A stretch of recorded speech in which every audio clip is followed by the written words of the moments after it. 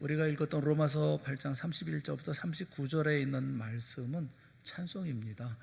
하나님에 대한 하나님의 구원의 사역에 대한 감사 그리고 찬송으로 이루어져 있죠. 이렇게 시작을 하죠. 그런즉 우리가 무슨 말 하리요. 8장의 그 앞부분에서 말씀한 하나님의 구원과 그리고 승리에 대해서 감사와 찬송으로 하나님께 영광을 돌리는 내용이 본문에 있는 말씀입니다. 만일 하나님이 우리를 위하시면 누가 우리를 대적하리요. 자기 아들을 아끼지 아니하시고 우리 모든 사람을 위하여 내주시니까 어찌 그 아들과 함께 모든 것을 우리에게 주시 아니하겠느냐. 감사하며 찬송을 하는 것이죠. 우리 인생에 정말 중요한 것은, 신앙생활에 정말 중요한 부분은 감사와 찬송입니다. 왜냐하면 감사와 찬송에는 힘이 있기 때문에 그렇습니다. 동산의 모든 성도들이 감사와 찬송의 힘으로 미래를 향해서 나아가는 믿음의 사람들이 다 될 수 있기를 주님의 이름으로 축원합니다. 오늘 어렵고 힘든 때이지만 그래서 감사할 것도 없는 것 같고 찬송할 거리도 없는 것 같다고 생각이 되어지지만, 그러나 감사하고 찬송하려고 하는 모든 부분에 있어서 감사의 내용을 찾아보려고 하고 찬송의 조건을 찾아보려고 하는 그런 모습이 정말 필요하죠. 왜냐하면 감사하고 찬송할 때 우리가 힘이 있고, 또 그리고 감사하고 찬송할 때 우리는 미래를 만들어갈 수가 있기 때문에 그렇습니다. 이 감사와 찬송의 힘에 대해서 우리가 좀 오늘 살펴보려고 하는 거예요. 한 가지 제가 말씀을 같이 여러분과 나누려고 하는 것은, 감사와 찬송은 복을 머무르게 한다라는 점입니다. 감사와 찬송은 우리에게 복을 머무르게 한다는 말이 무슨 뜻이냐 하면, 복에는 1차적인 복이 있고 2차적인 복이 있습니다. 1차적인 복은 그 은혜라고 불려지는 그런 복이라고 얘기할 수가 있어요. 우리가 보통 성도들은 은혜 이렇게 말하죠. 또 예수 믿지 않는 사람들은 뭐라고 얘기할까요? 은혜라고 말하지 않죠. 재수 그렇게 얘기하죠. 운이 좋다, 재수가 좋다. 어떤 분들은 전생에 나라를 구했다 이럴 때 얘기하잖아요. 이럴 때 얘기하는 운이라든가 재수 이런 경우 우리는 은혜라고 얘기를 합니다. 어느 여대 교수님이 자기가 학생들을 가르치다 보니까 여대생들의 질문하는데, 그 질문 가운데 제일 많은 질문이 어떤 질문이냐 하면, 교수님 어떻게 하면 괜찮은 남자를 만날 수 있을까요? 라는 질문이라 합니다. 여학생들 대다수의 관심사가 좋은 사람 만나는 거, 멋진 남자 만나는 것이라는 거죠. 여기서 크게 벗어나지를 않는다는 거예요. 만약 여러분에게 묻는다고 한다면 어떻게 하면 좋은 사람을 만날 수 있습니까? 라고 물어보면 여러분은 뭐라고 대답을 해 주시겠어요? 여러분 같으면 어떤 질문을 해야 이런 질문에 대답을 하시겠습니까? 기도 많이 해, 신앙생활 열심히 잘해, 이렇게 얘기하시겠어요? 이 교수님은 이렇게 대답을 한다고 그래요. 어떻게 대답하느냐 하면, 재수가 좋아야 돼, 운이 좋아야 돼, 이렇게 대답을 한다는 겁니다. 서로 만남을 위해서 단체 미팅을 나간다고 하면 여자들끼리 우르르 나가고 남자들끼리 우르르 나가서 서로 만나잖아요. 어떻게 짝이 지어집니까? 예쁜 옷 입고 나가면 좋은 사람을 만날 수 있을까요? 화장을 잘하고 나가면 그러면 또 좋은 사람을, 좋은 남자를 만날 수 있습니까? 그렇지 않습니다.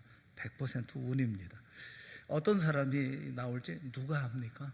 우르르 나온다고 해봐도 정해져 있는 테두리 안에서 그렇게 나온 사람들 가운데 한 사람을 택하는 거 아니겠습니까? 그러니까 좋은 사람이 나오면 감사한 일이지만 좋은 사람 없으면 그도 할 수 없는 것이잖아요. 그러니까 운이 없으면 안 된다는 거죠. 어떤 사람은 참 괜찮고 멋있는 사람 만나는데 나는 왜 그런 사람 못 만납니까? 할 수 없습니다. 만나지 못하면 어떻게 할 수가 다른 방법이 없죠. 따지고 보면 내가 태어난 나라, 내가 택해서 태어난 나라입니까? 내가 대한민국에 태어나고자 해서 태어난 것입니까? 내가 고르기를 했나요? 또 내가 남자로 태어나기로 결정하고 태어났습니까? 여자로 태어나기로 결정했습니까?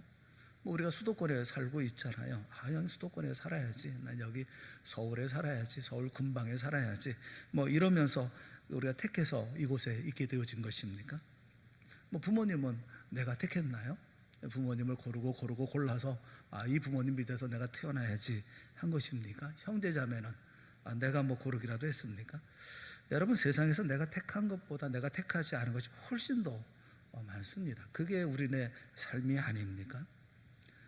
지난 청빙 절차가 6월 말에 공동의회가 진행이 되어져서 잘 마무리가 됐어요. 그리고 난 다음에 바로 변종 코로나 이것 때문에 4단계 거리두기가 되어서 어떤 분들은 참 다행이다 이렇게 말씀도 하고 참 우리가 잘 정했다 이러는 분도 계시는데, 그런 걸 가리켜서 은혜라고 합니다.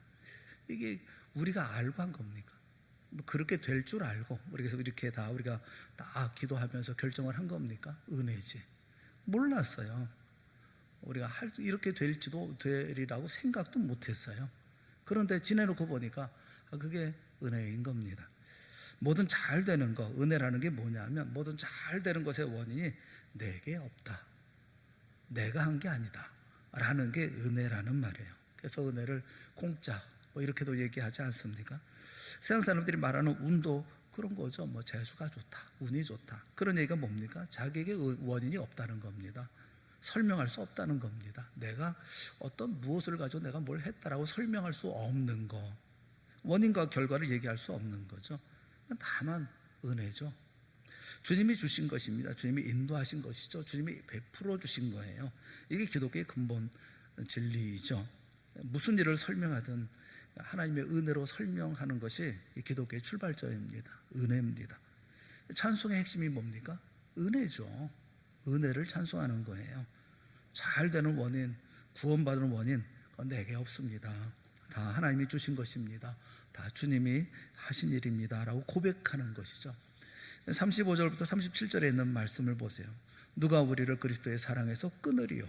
환난이나 공고나 박해나 기근이나 적시나 위험이나 칼이랴. 기록된 바 우리가 종일 주를 위하여 죽임을 당하게 되며 도살당할 양가지 여김을 받았나이다 함과 같으니라. 그러나 그런 얘기죠. 그러나 이 모든 일에 우리를 사랑하시는 이로 말미암아 우리가 넉넉히 이기느니라. 사도 바울은 구원의 원인이 사람에게 있는 게 아니라는 거예요. 환난을 받아도, 공고 가운데 있어도, 박해를 받아도, 기근 속에 있어도, 적신이나 위험, 칼, 우리를 위협하는 칼이 있다 할지라도, 그러나 이 모든 일에 우리를 사랑하시는 이로 말미암아 우리가 넉넉히 이긴다. 자기에게 원인이 없다는 겁니다. 내게 원인이 없는 거예요. 우리가 넉넉히 이기는 이유가 뭡니까? 우리를 사랑하시는 이로 말미암아. 그래서 이기는 거예요. 그러니까 내게 원인이 있는 게 아니라는 겁니다. 하나님의 백성의 출발도 하나님의 은혜로부터 시작이 됩니다. 창세기 12장 2절 3절에 보면 하나님이 아브라함에게 약속의 말씀을 하시죠. 내가 너로 큰 민족을 이루고 내게 복을 주어 내 이름을 창대하게 하리니 너는 복이 될지라. 너는 복이 될지라. 너를 축복하는 자에게는 내가 복을 내리고 너를 저주하는 자에게는 내가 저주하리니 땅의 모든 족속이 너로 말미암아 복을 얻을 것이라 하신지라. 이스라엘의 출발은 하나님의 말씀 그리고 축복의 약속에서 시작이 되었습니다. 그래서 아브라함의 후손인 믿음의 후손인 우리에게도 복의 원인이 내게 없다라는 것을 고백할 수 있어야 되는 것이죠. 이런 고백이 있어야 되는 거죠. 성경을 읽다 보면 좀 받아들이기 좀 불편한 그런 말씀들이 간혹 있어요. 이거 이래도 되는 건가? 이거 괜찮은 건가? 이런 생각이 드는 말씀이 있어요. 예를 들면 신명기 6장에 있는 말씀 같은 경우에요. 뭐라고 말씀하고 계시느냐 하면 이렇게 말씀해요. 내 하나님 여호와께서 내 조상 아브라함과 이삭과 야곱을 향하여 내게 주리라 맹세하신 땅으로 너를 들어가게 하시고, 여기까지는 참 괜찮아요. 그런데 그러면서 주시는 축복의 내용이 이어집니다. 축복의 내용이 뭐냐면 내가 건축하지 아니한 크고 아름다운 성읍을 얻게 하시며, 그렇게 말씀하셔요. 내가 짓지 않았어요. 내가 만든 게 아닙니다. 그런데 그런 성읍을 얻게 한다는 거예요. 어떻게 얻습니까? 탈취 아닙니까? 빼앗는 거 아닙니까? 다음 구절은 더 기가 막혀요. 내가 채우지 아니한 아름다운 물건이 가득한 집을 얻게 하시며, 내가 채우지 않았던 거예요. 아름다운 물건이 가득한 집이 있어요. 그 집을 얻게 하신다는 거야. 이것도 무슨 말입니까?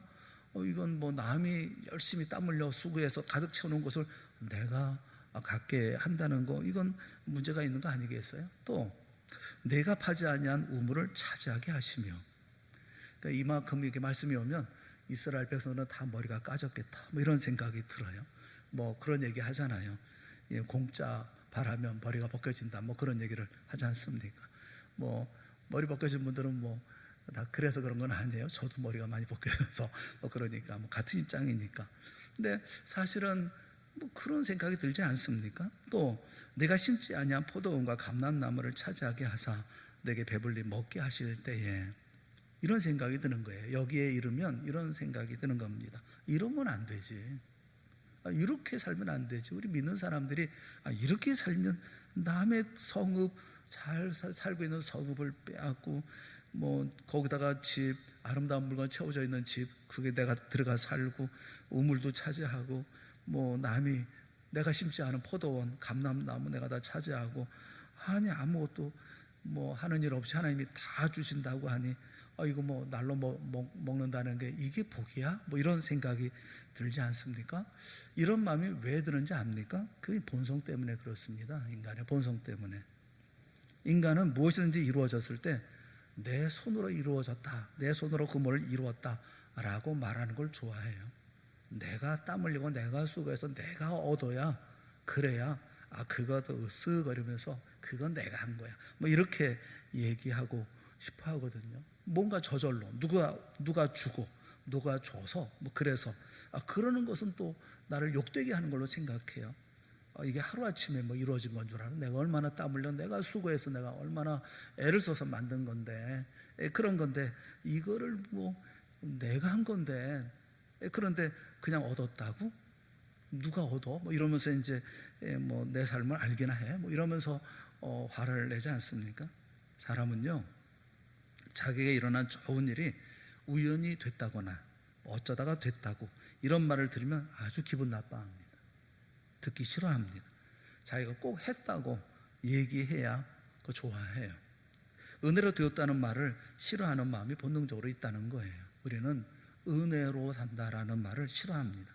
구원의 문제조차도 마치 자기가 이룬 것처럼 말하기를 좋아해요. 내가 그럴 만한 사람이기 때문에, 내가 또 이렇게 뭐 교회를 나갔기 때문에, 내가 또 이렇게 헌신했기 때문에 이렇게 말하기를 좋아하죠.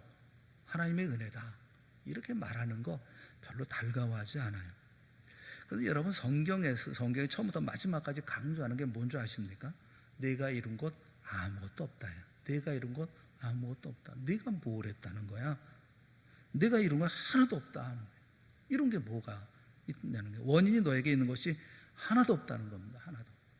하나님이 말씀하셨고, 하나님이 부르셨고, 하나님이 채워주셨다는 거예요.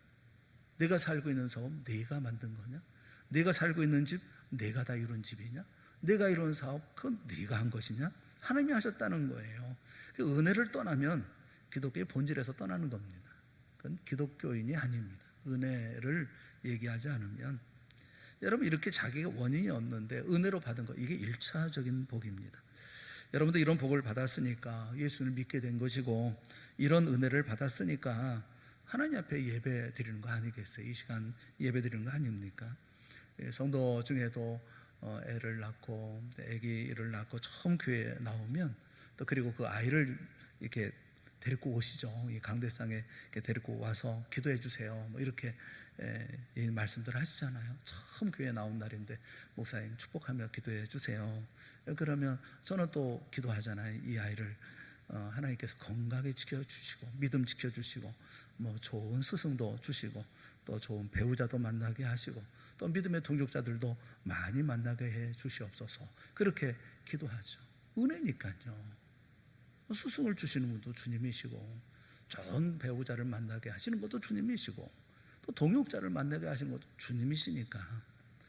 성도들이 사업을 시작하고 또 개업을 하면 가서 기도하잖아요. 그럴 때 꼭 하는 기도가 있어요. 좋은 사람 많이 붙여주시옵소서. 뭐 세상에 수많은 사람들이 있잖아요. 근데 좋은 사람 많이 만나서 사업해 나갈 때도 실패하지 않고, 사기당하지 아니하고, 거짓말에 이게 농락당하지 아니하고, 정말 진실하게 자기 사업을 해 나갈 수 있도록 좋은 사람 많이 만나주시고 붙여주시고, 그렇게 기도하잖아요. 은혜를 구하는 거예요. 하나님의 은혜가 떠나지 않게 하여 주시옵소서. 은혜로 만남을 주시고 은혜로 인도하여 주시옵소서. 이게 1차적인 복입니다. 하나님의 은혜. 하나님의 은혜가 내게 임해서 그래서 내가 이와 같은 일을 이러한 삶을 살아갈 수 있는 그게 1차적인 복, 이게 첫 번째 복, 이게 은혜라는 복이에요. 근데 복에는 1차적인 복이 있고 2차적인 복이 있습니다. 2차적인 복이 뭐냐면 나에게 머무르는 겁니다. 궁극적으로 복이 있는 자가 되기 위해서는 은혜 받는데 멈춰서는 안 되죠. 사람은 누구나 복 있는 사람이 되기를 원하죠. 사람이면 복 있는 사람이 그렇다면 어떤 사람이겠어요? 어떤 사람을 복 있는 사람이라고 얘기합니까? 복이 머무는 사람, 그런 사람이 복 있는 사람이죠. 받은 복을 빼앗기지 않은 사람, 그런 사람이 복 있는 사람이 아니겠어요? 은혜는 있어요. 은혜는 있는데 스쳐가는 복, 그걸 복이라고 생각하는 사람이 누가 있겠습니까? 말씀드렸던 것처럼 멋진 남자 만나게 되는 그런 여자, 멋진 남자를 만났다고 하자고요. 그 만남이 그게 좋은 만남이면 그러면 다 되는 겁니까? 2차적인 복이 있어야죠. 그 좋은 만남을 가진 것만으로 결혼까지는 갈 수 없고, 또 그리고 그것이 좋은 만남이 될 수 없잖아요. 1차적인 복에 불과한 것이죠. 좋은 남자 만났어요. 근데 그 남자가 자기에 머물러야죠. 계속 머무르는 마음이 생겨야 결혼도 하는 거 아니겠어요? 그런데 어떤 여자는 그 좋은 남자들이 밤낮 스쳐 지나가기만 해, 만나기만 해. 그러면 가슴 아파하는 그런 일 아니겠어요? 그런 분을 가르쳐서 참 복 있는 사람이다, 얼마나 복 있으면 저렇게 멋진 남자만 만날까? 만나는 게 중요한 겁니까? 왜 만나는 겁니까? 머물러야죠. 그래야지 그게 중요한 거 아니겠어요? 어떤 사람은 돈을 많이 벌었다가 곧장 망했어요. 그런 사람을 향해서 복 있는 사람이라고 말합니까? 누가 그렇게 얘기할 수가 있겠어요? 저 사람은 엄청 떼돈을 벌어서 그런데 금방 망했어. 얼마나 복 있는지 몰라. 그게 무슨 복입니까? 하나님만 못하지. 복 있는 사람이 되기 위해서는 어떤 것이 정말 복이 되기 위해서는 그 복을 빼앗기지 말아야죠. 그 복이 자기에게 머물러야 하는 것이 아니겠어요? 그래서 1차적인 복은 반드시 2차적인 복으로 연결되어야 진정한 복이라 말할 수가 있습니다. 머무르는 복, 내게 머물러 있는 복이 있어야 되는 것이죠. 이런 머무르는 복을 운이라든지 재수라든지 우연이라든지 이런 것과는 차원이 다른 겁니다. 만나는 것까지는 어떻게 우연으로 될 수 있어요. 그 복을 머무르게 하는 것은 그때 필요한 것이 뭘까요? 뭐가 필요할까요? 세상적인 표현으로 말하면 실력이 있어야죠. 만남의 복이 있지만 그런데 그 1차적인 복이 2차적인 복으로 내게 머물러 있도록 하려고 하면 머무르게 하는 실력이 있어야죠. 그 머무르게 만들려면 반드시 실력이 있어야 합니다. 우리 그리스도인들에게 그러면 어떤 실력이 있어야 합니까? 무슨 실력을 말하는 겁니까? 영적인 실력이죠. 믿음을 가지고 살아가는 믿음의 실력이죠. 그 실력이 뭡니까? 구체적으로 감사의 실력이고 찬송의 실력을 말하는 거예요. 다른 실력이 필요하다고 한다면 우리가 얼마나 절망에 많이 빠지겠어요? 감사를 못합니까? 찬송도 못하겠습니까? 여러분, 우리 주변에 좋은 것이 머무는 사람을 보면 주로 감사의 실력이 타고난 경우가 많죠. 찬송의 실력이 타고난 사람이 많이 있죠. 나이가 많이 들어도 반응 잘하는 사람, 반응이 있는 사람, 이런 사람들 또 이렇게 감격도 하고 이렇게 금방 반응할 줄 아는 사람 주변에는 항상 사람들이 모이죠. 그런 사람들 주변에 항상 북적북적합니다. 사람들이 그것에 머물고 감격하고 감사하고 이건 실력이죠. 이런 사람들 주변에 사람들이 모여요.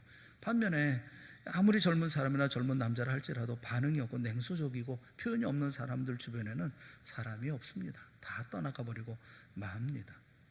여러분, 감사합니다. 3초도 안 걸리거든요. 땡큐. 이런 말은 얼마 걸리지도 않잖아요. 너무 아낀다는 생각이 들어요. 감사합니다. 그 말하는 것도 필요할 때 보면 가모니설로 다 이렇게 얘기하고 다 얘기하다가 해결되고 나면 투명인간 취급을 하는 그런 이들이 굉장히 많이 있죠. 성의를 다해서 도움을 줘도 선물을 준다 하더라도 마치 당연한 것처럼 여기는 경우가 있어요. 이 세상에 당연한 것은 아무것도 없는데도 말이죠. 그런데도 불구하고 마치 당연하게 이렇게 받아들이는 사람들이 있어요. MJ 라이언이라고 하는 분이 감사라는 책을 썼더라고요. 그 책에서 인생을 변화시키는 감사의 힘 하면서 여러 가지를 얘기했어요. 그 챕터를 보면 이런 챕터가 있습니다. 감사하면 기쁨이 넘치고, 언제나 생기가 있고 우울증이 치유가 된다. 감사하면 건강해지고, 감사하면 걱정 근심이 없어지고, 감사하면 매력적인 사람이 되고, 감사하면 고통과 분노가 사라지고, 감사하면 부족함을 받아들일 수가 있다. 감사하면 공허하지 않으며, 감사하면 지금 이 순간이 소중하게 되고, 감사하면 상처받더라도 사랑하며, 감사하면 무엇인지 나눠주고 싶어진다. 감사하면 모든 생명체와 교감이 있으며, 감사하면 평범한 일상도 은총으로 받아들이게 된다. 이렇게 쭉 얘기를 하고 있어요. 생각해 보면 감사할 때 주어지는 그런 은혜가 많이 있는 것 같아요. 감사할 때 우리가 누릴 수 있는 그런 복이 참 많이 있는 것 같습니다. 미국의 두크 대학의 의료센터에서 만든 임상 자료가 있습니다. 거기에 보면 심장 이식 수술을 한 사람들을 전부 이렇게 검사해서, 그래서 그걸 이제 분석을 했어요. 분석을 했는데 그 가운데 보면 식사를 아주 잘하고 또 약 부작용도 적고 그런 사람들은 감사하는 마음을 가지고 있는 사람들이라는 거예요.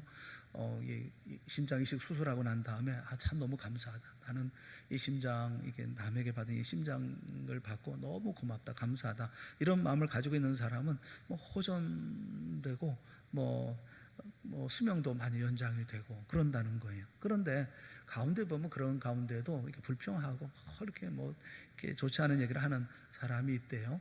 그런 사람들은 반대로 약의 부작용이 상대적으로 많답니다. 그리고 8년 이내에 심장 발작을 일으키거나 할 수 있는 확률이 높다고 그래요. 그래서 거기에 왜 그러냐 하는 것까지 써놨어요. 왜냐하면 감사할 때 우리 몸에서는 엔돌핀이 분비가 돼서 생리적으로 편안해지고 행복감을 느끼기 때문에 그렇다, 이렇게 얘기를 했어요. 감사하는 사람에게 주어지는 복이 있거든요. 초대교회 교부였던 크리스토스톰은 그런 얘기했습니다. 사람에게는 근본적인 죄가 하나 있는데 그것은 감사하지 않는 죄다, 이렇게까지 얘기를 했어요. 영국 격언 가운데도 지옥이라고 하는 것은 감사할 줄 모르는 사람이 가득한 것이고, 천국이란 감사할 줄 아는 사람들로 가득 찬 곳이다, 이런 말도 있죠. 템플턴 상이라고 있지 않습니까? 템플턴 상을 만들어둔 존 템플턴은 그가 쓴 열정이라는 책에서 감사의 생활을 실천해야 된다, 이렇게 당부를 합니다. 그래서 실천할 수 있는 요령을 얘기를 하는데, 첫째는 감사할 대상을 찾아가서 칭찬하고 감사의 마음을 전하라는 것이고요. 두 번째는 우리가 열망하는 좋은 일이 실제로 일어나기 전에 미리 감사부터 먼저 하라는 겁니다. 세 번째는 우리에게 닥친 문제와 도전 과제에 무조건 감사하라, 이렇게 말을 하고 있어요.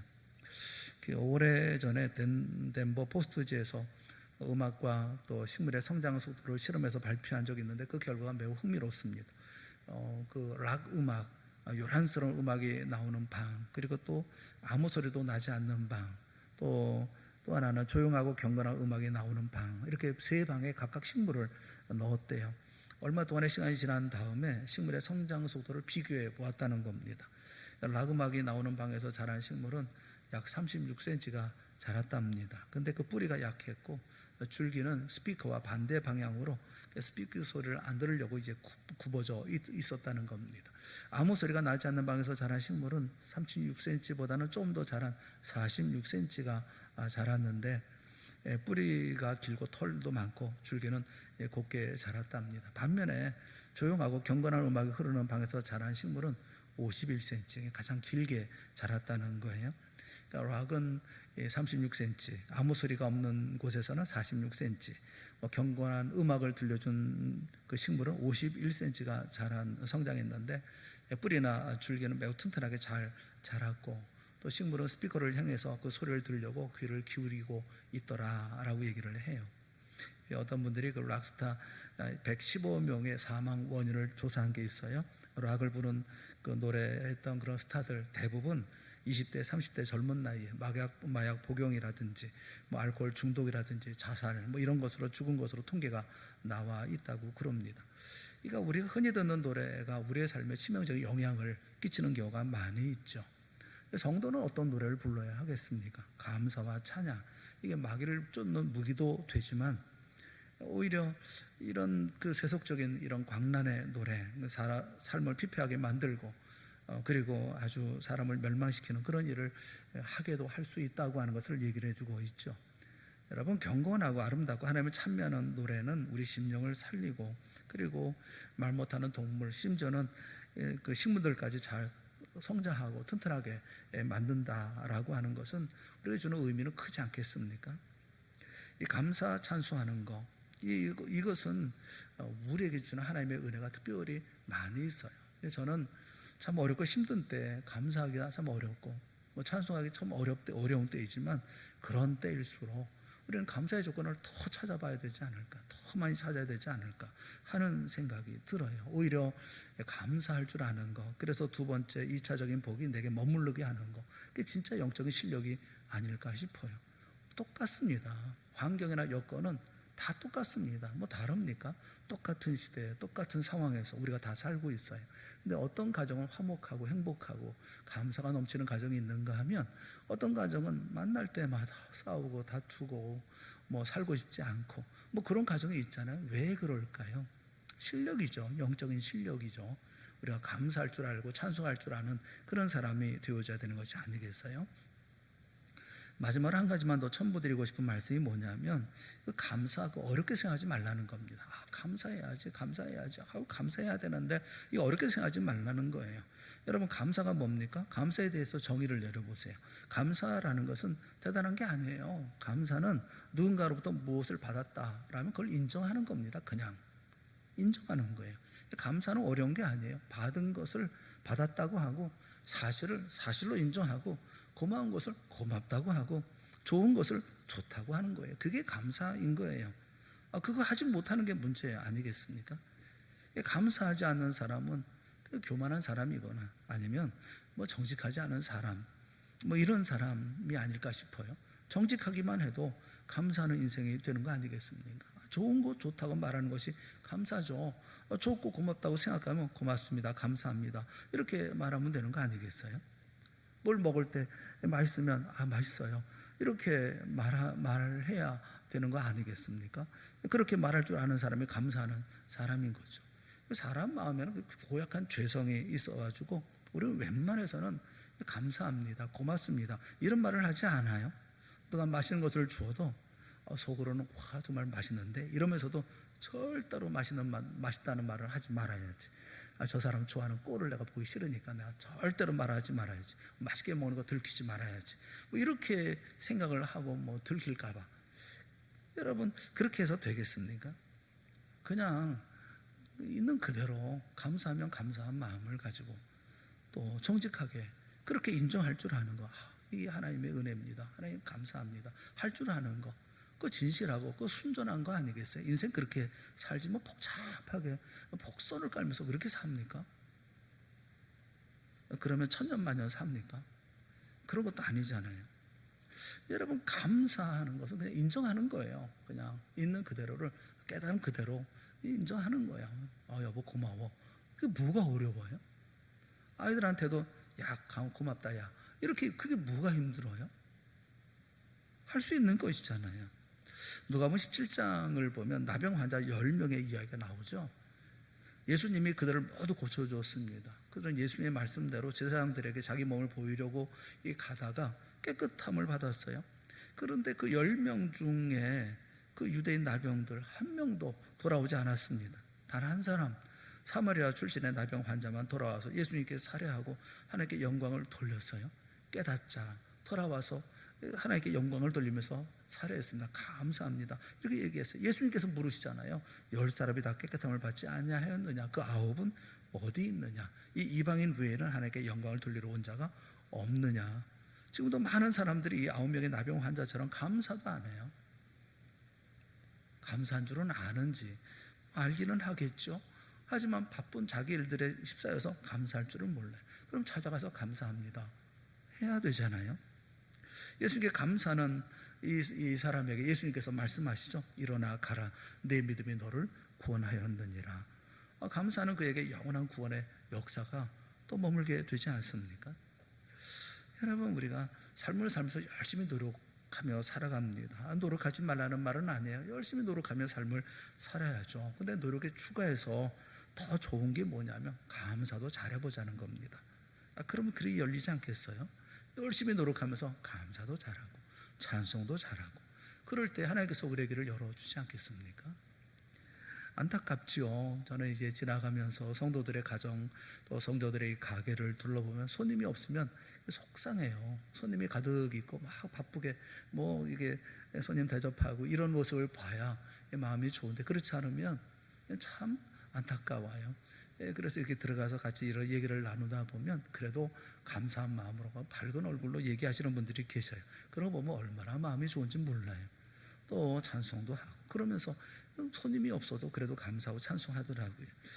여기 오늘 본문의 말씀에 38절 39절에 보면 내가 확신하노니 사망이나 생명이나 천사들이나 권세자들이나 현재일이나 장래일이나 능력이나 높음이나 기쁨이나 다른 어떤 피조물이라도 우리를 우리 주 그리스도 예수 안에 있는 하나님의 사랑에서 끊을 수 없으리라. 끊을 수 없으리라. 여기 감사가 있고 찬송이 있는 거 아니겠습니까? 감사와 찬송이 그리스도인의 삶의 표현이고 또 그런 삶으로 우리가 삶을 살아야죠. 모두가 다 힘들고 어려운 줄 압니다. 하지만 그럴 때일수록 우리가 놓치지 말아야 되는 것은 감사합니다. 일일이 삶을 돌아보면서 끈질기게 감사를 찾아내고 오히려 감사하고 서로 찬송하고 하나님을 노래하는 그런 삶을 살아가는, 그럴 때 하나님께서 주시는 복이 머무는 그런 삶이 되는 것이 아니겠어요?